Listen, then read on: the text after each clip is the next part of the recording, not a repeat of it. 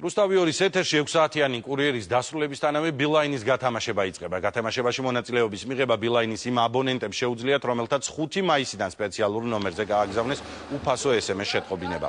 წინასწარი ინფორმაციით ბილაინის ლოტოტრონში დღეს 2 მილიონამდე ბილეთი იქნება. განსაკუთრებული შეთავაზებით ისარგებლებენ პორტირებული აბონენტები, რომლებმაც ბილაინის ქსელში ჩართვისთანავე 5 ბილეთი მიიღეს.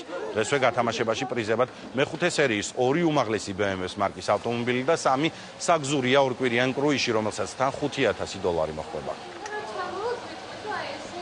ეს გათამაშება არის კიდევ ერთი მადლობა იმ ადამიანებისთვის, ვინც ირჩევენ ბილაინს როგორც თავის ოპერატორს.